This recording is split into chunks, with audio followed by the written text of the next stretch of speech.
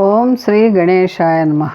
గురుర్బ్రహ్మ గురుర్విష్ణు గురుర్దేవో మహేశ్వర గురు సాక్షాత్ పరబ్రహ్మ తస్మై శ్రీ గురవే నమః. భగవత్ చింతన ఉపవాసం గురించి తెలుసుకుందాం. మానవ జన్మ ఎంతో పుణ్యం చేసుకుంటే కానీ లభించదు.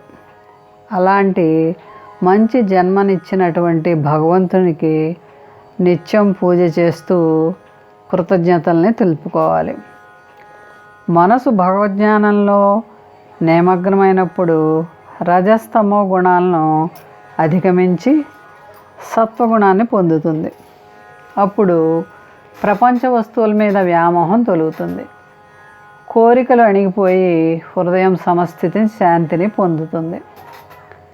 కట్టెలు వేయడం ఆపేస్తే మంట ఎలా నిశ్చలంగా వెలుగుతుందో హృదయం అలాగే నిశ్చల స్థితిని పొందుతుంది. ఇలా భగవత్ చింతన నిరంతరం చేస్తూ భగవంతుని అనుగ్రహాన్ని పొందాలి. ఈ పూజా విధానంలో ఉపవాసం కూడా ఒక పద్ధతి. ఆయుర్వేదం ప్రకారం ప్రతి మనిషి శరీరంలో వాతం, పిత్తం, కఫం అనే 3 దోషాలు ఉంటాయి. వీటిలో ఏ ఒక్కటి ఎక్కువైనా అది రోగానికి దారితీస్తుంది.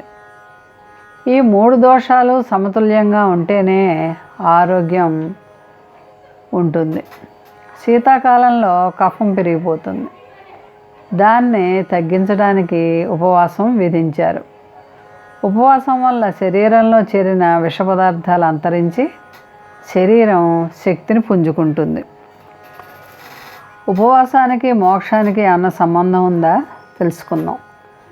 మనస్సును తిండి మీద కాకుండా భగవంతుని సన్నిధిలో నిలపడానికి ఉపవాసం అని పేరు.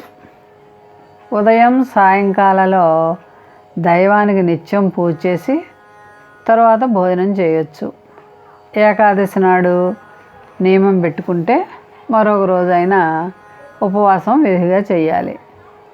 దైవ పూజ వ్రతాదులు భోజనానికి ముందే చేసి తర్వాత భోజనం చేయొచ్చు.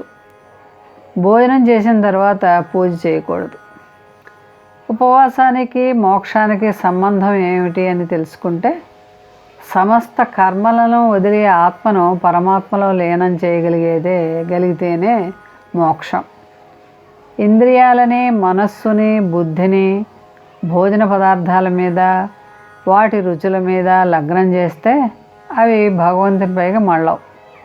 కందమూలాలను, చెట్లాకులను తింటూ చివరికి అవి కూడా వదిలి పంచాగ్ని మధ్యంలో కూర్చుని ఋషి మహర్షులు తపస్సులు చేసి మోక్షాన్ని పొందారు. భగవంతుని కీర్తించడం భౌతికమైన శరీరానికే కావాలి. భగవంతుని కీర్తించడం భౌతికమైన పెదాలతో చేసే పని. అందులోనికి మళ్ళించుకుని మనస్సుతో స్మరించాలి. ఆ స్మరణ నిరంతరం దానంతట అది మన ప్రయత్నం లేకుండా మనస్సులో కొనసాగాలి. దానికే అజపాజప స్థితి అని పేరు. ఈ విధంగా ఒక మెట్టు నుంచి మరో మెట్టుకి సాధన సాగుతూ భగవంతుని చేరుకోవచ్చు. పూజలో ధ్యానం కూడా ఒక ముఖ్యమైన పాత్రను పోషిస్తుంది. తన ఇష్టదైవం యొక్క నామం ఏదైనా సరే ధ్యానం చేసుకుంటూ ఉండొచ్చు. ఈ నామం ధ్యానం నిలపడానికి వాడుకునే సాధన. ప్రారంభంలో వీటిని వాడుకుంటూ చివరకు వాటిని కూడా విడనాడి ఆత్మని పరమాత్మ తత్వంతో ఏకాగ్రత పొందించడం జరగాలి. అప్పుడప్పుడు ధ్యానం నిలవనప్పుడు ఆ ఇష్టదైవాన్ని పైకి ఉచ్చరిస్తూ మనసును కుదుటికి తెచ్చుకోవాలి. యోగం అంటే జ్ఞానేంద్రియాలని, మనస్సును బంధించి జీవుడికి ఈశ్వరుడికి అభేదాన్ని సాధించే సాధనం. నామజపం కూడా యోగ సాధనకు సాధనమే. ఆ జపం ముందు బిగ్గరగా, తర్వాత నెమ్మదిగా పెదవులు కదుపుతూ, తర్వాత మనసులో సాగుతూ చివరకు మన ప్రయత్నమే లేకుండా దానంతట అదే సాగే స్థాయికి చేరాలి. మానవుడు లభించిన దాంతో తృప్తి చెందాలి. ఇతరులను ఇబ్బంది పెట్టకుండా ధర్మాన్ని నిలబెట్టాలి. అత్యాశతో ఉండకూడదు. ఏకాగ్రతతో ధర్మంపై, భగవంతునిపై మనస్సు నిలిపి సమాజ సేవ పరంగాను శ్రేయస్సు కోరి ప్రవర్తించాలి. నారాయణ కవచం యొక్క ప్రాశస్త్యాన్ని తెలుసుకుందాం. శ్రీమద్ భాగవతంలో 6వ స్కందంలో 8వ అధ్యాయంలో ఉన్న ప్రార్థనా పద్యాల సముచ్చయమే నారాయణ కవచం. ఒకసారి ఇంద్రుడు దేవతల గురువైన బృహస్పతిని అవమానించాడు. మనస్తాపం చెందిన దేవగురువు దేవలోకం వదిలి ఎక్కడికో పోతాడు. అప్పుడు దేవతలు విశ్వరూపుడు అనేవాడిని పురోహితుడిగా స్వీకరించారు. ఇంద్రుని ప్రార్థన అనుసరించి విశ్వరూపుడు అతనికి నారాయణ కవచం ఉపదేశించాడు. భయావమైన పరిస్థితి సంభవిస్తే నారాయణ రూపమైన కవచాన్ని రక్షణగా ధరించాలి. ఓం నమో నారాయణాయ, ఓం నమో వాసుదేవాయ, ఓం విష్ణవే నమః అనే మంత్రాలని అంగన్యాస కరన్యాసాల్లో వినియోగించాలి. ఇలా న్యాసం చేసిన వ్యక్తి మంత్రస్వరూపుడవుతాడని నారాయణ కవచం చెప్తోంది. ఆ పైన పరమాత్మను ధ్యానించాలి. ఓం హరి హృదధ్యాన్మమ సర్వరక్షాం అనే వాడిని మొదలుకుని స్వతేజసాగ్రస్త సమస్త తేజ వరకు ప్రార్థనా శ్లోకాలను పఠించాలి. ఈ మంత్రభాగమే నారాయణ కవచం అనబడుతుంది. ఈ నారాయణ కవచంలో 23 శ్లోకాలు ఉంటాయి.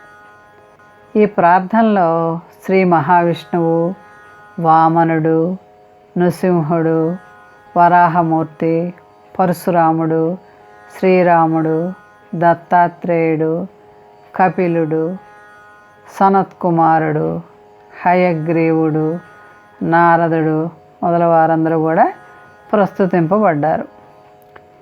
ఈ నారాయణ కవచం స్తుతితోటి భయం తొలుగుతుంది. ఇంద్రుడు దీన్ని పఠించి అసురులను జయించి త్రైలోక లక్ష్మి పొందాడని భాగవతంలో చెప్తోంది.